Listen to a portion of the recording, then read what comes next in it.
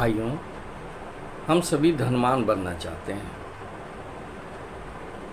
धनवानों को देखकर हमें लालसा होती है कि हम भी उसके समान धनवान बने, और इस लालसा को पूरी करने के लिए हम जी तोड़ मेहनत, जी तोड़ प्रयत्न करते हैं।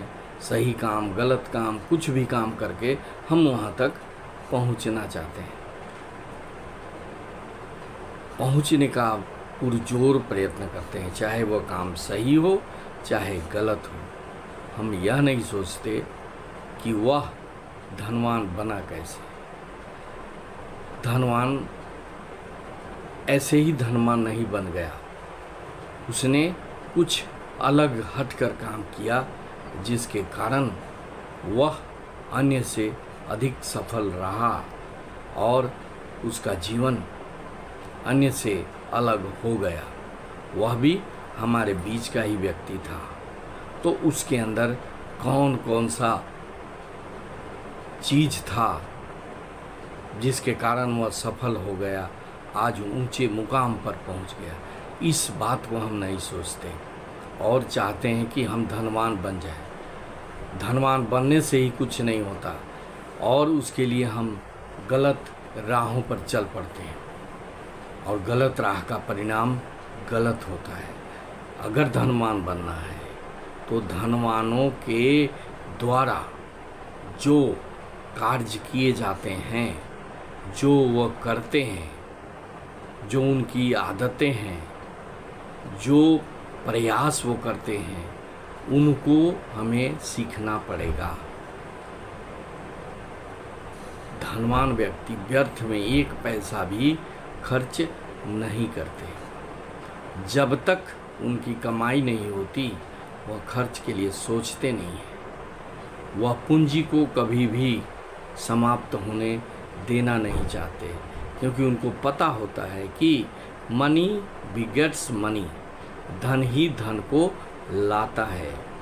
इस बात को समझना आवश्यक है। जो भी धनवान व्यक्ति हुए, उन्होंने अपने दिनचर्या को इस प्रकार से बनाया कि उसका एक एक मिनट उसके लिए उपयोगी सिद्ध हुआ। एक एक मिनट का उसने सदुपयोग किया।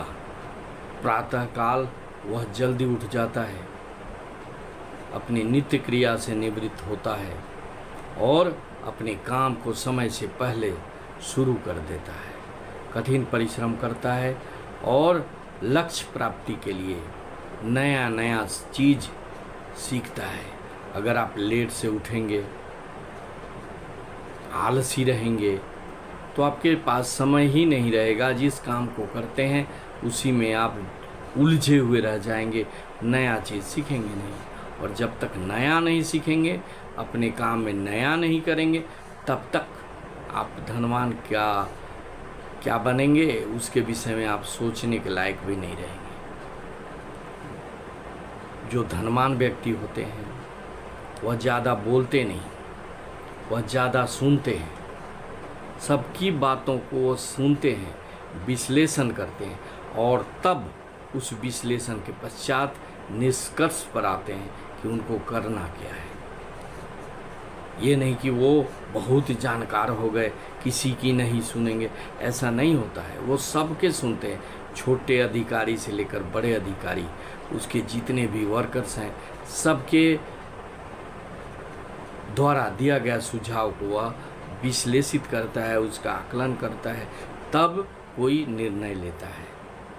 अगर उनसे वह सहमत होता है तो तुरंत के तुरंत उसका जवाब दे देता है कि उसके जो सुझाव थे उससे वह सहमत नहीं है, उसके जो कार्य हैं उससे वह सहमत नहीं है।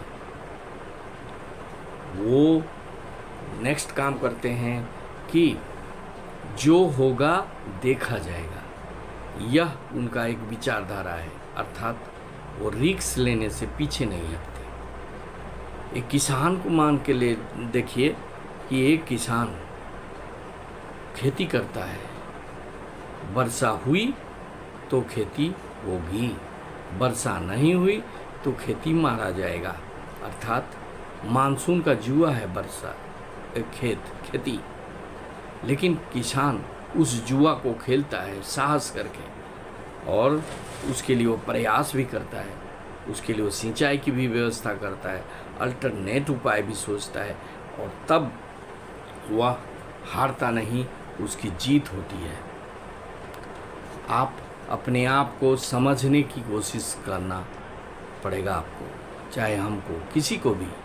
जब तक खुद को नहीं समझेंगे दूसरे को समझ नहीं सकते, क्योंकि आप जितने समय अपने आप से बिताए उतना किसी और से नहीं बिताए। इसलिए आईने के सामने खड़ा होकर अपने आप को अवलोकित कीजिए, देखिए आप पहले कहाँ थे और अब कहाँ हैं। जब तक ये नहीं सोचेंगे तब तक धनवान नहीं बन सकते। धनवान अपने आप को बराबर आकलित करते रहते हैं, सोचते रहते हैं, उसकी विश्लेषण करते रहते हैं कि वो पहले क्या थे और अब क्या हैं और आगे क्या कर सकते हैं। इसके लिए बराबर विश्लेषण करने की ज़रूरत है। जब तक अपने आप को नहीं समझ पाएंगे, हम अपने काम को भी नहीं समझ पाएंगे। जब तक अपने ताकत को नहीं समझ पाएंगे, हम कार्य को भी नहीं कर सकते। इसलिए सबसे पहले अपने आप को समझना है, अपनी शक्ति को समझना है, अपने औकात को समझना है, और उसी के अनुसार अपने कार्य को फैलाते जाना है। और जैसे ही कार्य फैलेगा, आप दिन दुगुने रात चौगुने बढ़ते चले जाएंगे, आपके यहाँ धन की वर्षा होगी। लेकिन अगर आप सैचुरेट करके अपने आप को रखेंगे, अपने आप को छोटा बना कर रखेंगे, निश्चित दायरे में बांध कर रखेंगे, तो आप अकेले ही उस काम को करेंगे, आपके सहयोगी नहीं होंगे। जब तक सहयोगी नहीं होगा, नेटवर्क नहीं होगा, तब तक आप अकेले ही काम करेंगे, जिसका क्वांटिटी कम होगा। अगर आपको सही में धनवान बनना है तो अपने नेटवर्क को फैलाना होगा, अपने जाल को फैलाना होगा, और जितना ही नेटवर्क बड़ा होगा उतना ही आमदनी आपकी बड़ी होगी, धन की वर्षा होगी। लेकिन इसके लिए आपको विश्वास करना होगा, लोगों को परखना होगा, समझना होगा, और अपने जैसे लोगों को बनाना होगा। अपने कार्य के प्रति लोगों को लॉयल बनाना होगा, संकल्पित बनाना होगा, जो आपके काम को करें उन पर विश्वास करना होगा, और तब कहीं जाकर आपका नेटवर्क फैलेगा।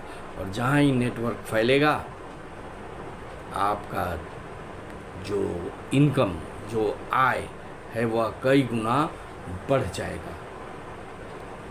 पैसा कमाना सीखना होगा, और पैसा कमाने के साथ साथ उसको खर्च करना भी कम करना होगा।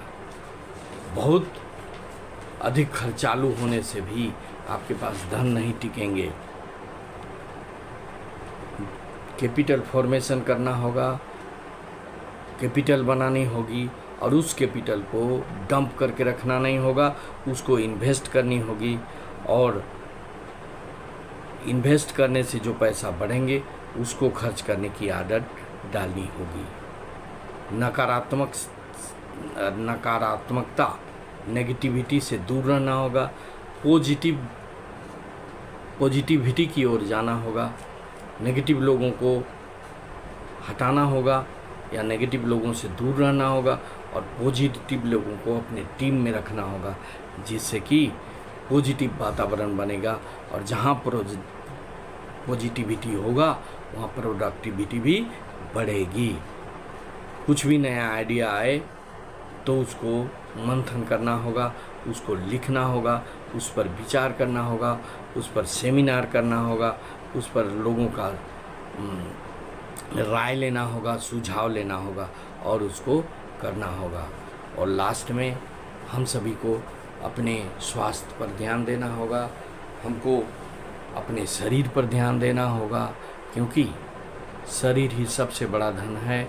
शरीर अगर अच्छा होगा तो हम ज़्यादा काम करेंगे, अच्छा काम करेंगे, और हमारी प्रगति अच्छी होगी।